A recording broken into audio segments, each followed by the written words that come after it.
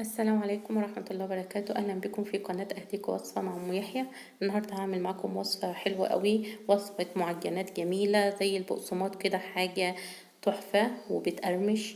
معجنات بالجبنة الشيدر، حلوة جدا وخفيفة وتحفة تحفة، طعمها بجد وريحتها جميلة جدا جدا.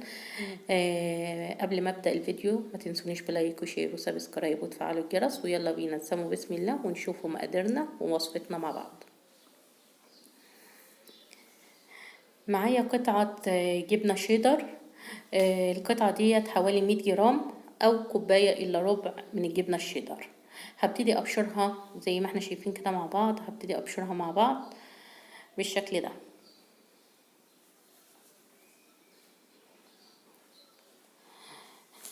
جبنة شيدر صفرة اللي احنا شايفينها كده، حوالي كوباية إلا ربع. هنشوفوا بقية مقاديرنا. معايا هنا ربع كيلو من الدقيق، معايا كوبايه الا ربع من الجبنه الشيدر، معايا نص كوبايه زبده بدرجه حراره المطبخ، معايا نص كوبايه لبن، معايا معلقه ملح صغيره وتلت معلقه بيكنج باودر. هسيب لكم كل المقادير بالجرامات في صندوق الوصف، تقدروا ترجعوا وتشوفوها وان شاء الله تنفذوا الوصفه على طول. هنزل باللبن، لبن عادي مش رك دافي خالص، وهنزل بمعلقة الملح، معلقة صغيرة معلقة شاي، وتلت معلقة من البيكنج باودر، وابتدي ادوب كل المقادير مع بعض بالشكل ده.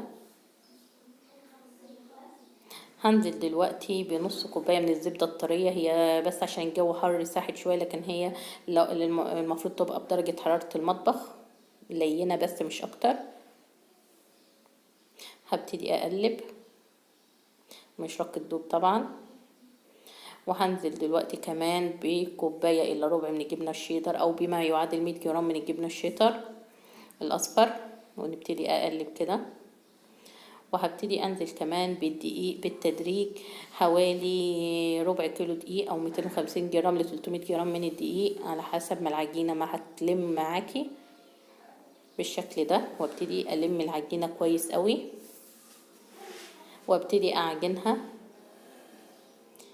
العجينة مش بتاخد مجهود في العجن خالص، بتبقى عجينة حلوة متماسكة ما بتشبطش في الايد خالص. بعدين اعجنها كده بالشكل ده. بصوا العجينة كده خدت حوالي ربع كيلو من الدقيق بس.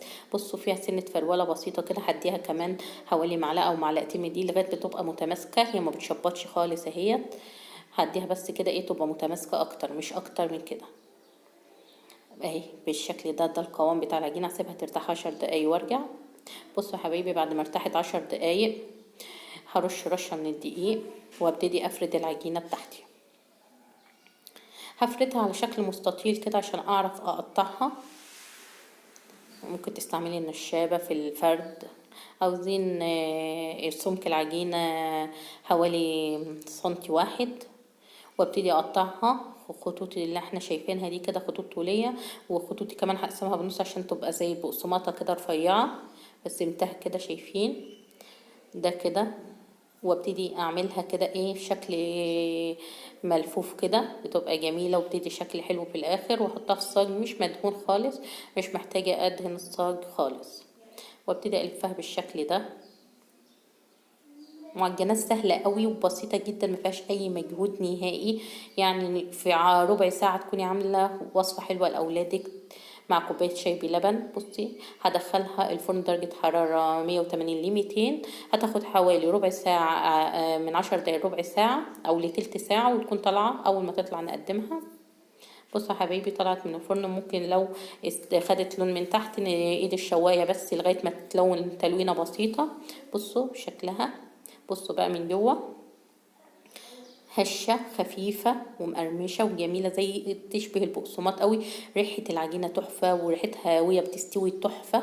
طعمها جميل جدا وخفيفة قوي مع كوباية شاي بلبن او كوباية شاي حلوة جدا. كوباية نسكافيه هتبقى تحفة. اتمنى النهاردة يكون الفيديو عجبكم، ولو اول مرة تشوفوني ما تنسونيش بلايك وشير وسبسكرايب وتفعلوا الجرس.